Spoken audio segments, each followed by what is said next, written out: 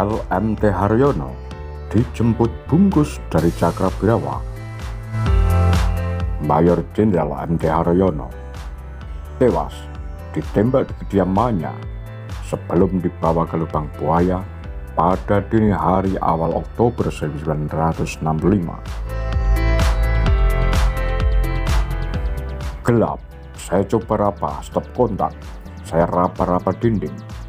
Tiba-tiba ada bayangan putih lari. Anak buah saya berteriak, "Pak, ada bayangan putih." Saya mengangkat senjata dan dor. Demikian pengakuan Sersan Mayor Bungkus, salah seorang komandan pasukan pengawal Presiden Soekarno, Cakrabirawa. Bayangan putih yang didor Bungkus dengan senapan Thompson-nya itu tidak lain adalah Mayor Jenderal MT Haryono, Deputi 3 Menteri Panglima Angkatan Darat. Bungkus mengaku tidak tahu bahwa yang ditembaknya adalah MT Haryono. Ia menembak semata karena refleks usai mendapat peringatan dari anak buahnya. Belakangan, pria asal Madura itu menyesali perbuatannya kendati menjemput Haryono memang menjadi misi yang ditugaskan kepadanya. Karena ditugaskan, saya lakukan, ucap Bungkus, yang harus mendekam di LPG Pinang selama 33 tahun atas perkara tersebut. Haryono adalah salah satu dari 3 perwira tinggi TNI Angkatan Darat yang dibawa dalam keadaan sudah tidak bernyawa ke lubang buaya. Selain Jenderal Ahmad Yani dan Mayor Jenderal DI Panjaitan, pada subuh 1 Oktober 1965, melalui silent dari Revolusi 45 sampai Kudeta 66, kesaksian Wakil Komandan Cakrabirawa. Tanggal 3 Oktober 1965, mayat ketiganya ditemukan di dalam sumur di Lubang Buaya, Jakarta Timur bersama 4 jasad lainnya. Dokter yang menjadi perwira, Mas Tirto Darmo Haryono, dilahirkan di Surabaya dalam perjalanan dari Gresik menuju Sidoarjo pada 20 Januari 1924. Embel-embel emas biasanya disematkan kepada mereka yang diyakini masih memiliki pertautan darah dengan Sunan Giri, salah seorang ulama besar Wali Songo.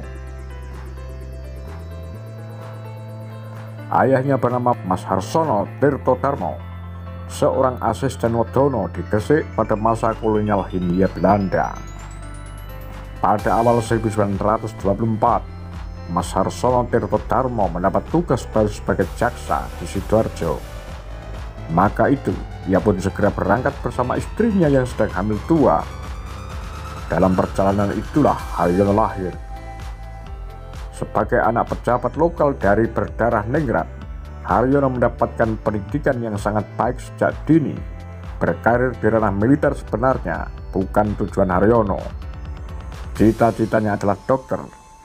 Haryono adalah mahasiswa di Sekolah Tinggi Kedokteran Ika Daigaku yang dibentuk Jepang semasa menduduki Indonesia sejak 1942. Belum sempat lulus, Jepang kalah perang dan bangsa Indonesia pun menyatakan kemerdekaannya.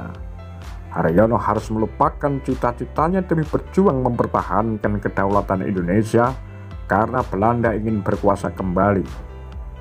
Ia bergabung dengan Tentara Keamanan Rakyat (TKR) dan memperoleh pangkat mayor. Seperti dikatakan oleh Julinar Said dan kawan-kawan, Ensiklopedi Pahlawan Nasional. MT Haryono rupanya piawai berdiplomasi. Pembawaannya tenang dan bersahaja, namun tetap terukur sebelum mengeluarkan kata-kata.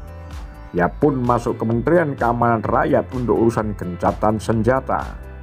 Haryono kerap dilibatkan dalam perundingan dengan Belanda, termasuk konferensi meja bundar KMB pada akhir 1949 sebagai sekretaris delegasi militer Indonesia. Setelah pengakuan kedaulatan usai KMP pada 1950, MT Haryono ditunjuk sebagai atase militer Indonesia di Belanda. Penunjukan itu tentu mempertimbangkan kemampuan dan pengalamannya di bidang diplomasi. Setelah itu, karirnya di jenjang ketentaraan terus meningkat, hingga akhirnya menjabat Deputi 3 Menteri Panglima Angkatan Darat dengan pangkat Mayor Jenderal sejak 1 Juli 1964. Namun jabatan itu tidak terlalu lama diembannya. Setahun kemudian, ia dijemput pasukan Cakrabirawa yang dipimpin Sersan Mayor Bungkus. Malam 30 September 1965 menjadi malam terakhir MT Haryono. Akhir tragis misi penjemputan. Bungkus berkisah, ia ditugaskan menjemput Haryono yang ditengarai terlibat upaya kudeta terhadap Presiden Soekarno. Informasi sekaligus perintah tersebut didapatnya dalam rapat pada 30 September 1965 sekitar pukul 3 sore atau beberapa jam sebelum eksekusi penjemputan yang berakhir dengan kematian. Dalam briefing itu dikatakan ada sekelompok jenderal yang akan mengkup Bung Karno yang disebut Dewan Jenderal. Wah, ini gawat menurutnya. Pada saat itu dia diangkat menjadi komandan peleton dan dipimpin kompi dipegang Letnan Satudul Arif atas perintah komandan resimen Cakrabirawa. Mereka ditugaskan untuk menggagalkan usaha Dewan Jenderal yang akan mengadakan kup terhadap keselamatan Presiden. Bungkus menjalankan tugasnya selepas tengah malam tanggal 30 September 1965. Dini hari pukul 3 itu, 3 truk penuh tentara berangkat menuju ke rumah Mayor Jenderal MT Haryono yang terletak di kawasan Menteng, Jakarta Pusat. Sesampainya di lokasi, Bungkus selaku komandan peleton yang pertama kali turun untuk mengetuk pintu. "Selamat pagi," serunya dengan lantang. Nyonya Haryono yang terbangun karena ketukan amat keras itu lantas ke depan untuk membuka pintu. Ada Bungkus dan beberapa orang petugas Cakrabirawa lainnya di situ. "Mana Bapak? Sekarang harus menghadap Presiden Soekarno di Istana Merdeka. Situasinya dalam keadaan gawat," tanya Bungkus kepada Nyonya Haryono seperti dikutip dari buku Misteri Angka di Balik Kegagalan Pemberontakan G30 SPKI karya Iketut Triana. Agar para prajurit itu berangkat ke istana duluan, suaminya akan segera menyusul. Namun Bungkus tetap bersikeras. Nyonya Haryono pun bergegas kembali ke dalam untuk menemui suaminya. Haryono kemudian memberikan kode istri dan anak-anaknya agar segera pergi ke halaman belakang dan mematikan lampu.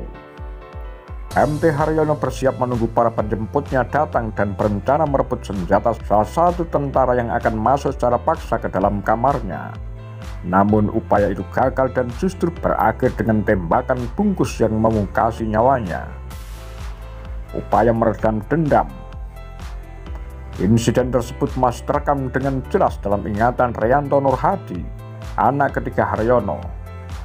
Bapak tewas di dalam kamar, dibawa ketuk yang sudah menunggu di depan rumah, lalu dilempar tubuhnya. "Saya trauma, bahkan masuk rumah sakit selama 4 hari setelah peristiwa itu," imbuh lelaki yang akrab disapa dengan panggilan Riri ini. Meskipun yang menjemput ayahnya adalah anggota Cakrabirawa, yang tidak lain adalah pasukan pengawal Presiden Soekarno, namun Riri yakin keterlibatan Partai Komunis Indonesia pimpinan DN Aidit cukup besar dalam tragedi berdarah tersebut. Menurut Riri, Aidit dikenal sangat dekat dengan Presiden Soekarno, sehingga tidak mudah untuk dilumpuhkan. Aidit sosok yang berambisi besar untuk berkuasa, tegasnya. Lantas apakah Riri masih dendam dengan Aidit dan PKI atas peristiwa terbunuhnya MT Haryono oleh pasukan Cakrabirawa itu? Kebencian kepada Aidit dan PKI tetap ada, tandasnya. Namun ia enggan memelihara kesumat sepanjang hidup. Riri sudah memaafkan apa yang terjadi pada malam itu. "Kami tidak mau benci dan dendam itu berlarut-larut. Kami keluarga pahlawan revolusi dan keluarga PKI sama-sama menjadi korban." Apa pendapat Anda? Demikian Kura-Kura, Pakar Lambe Sundel.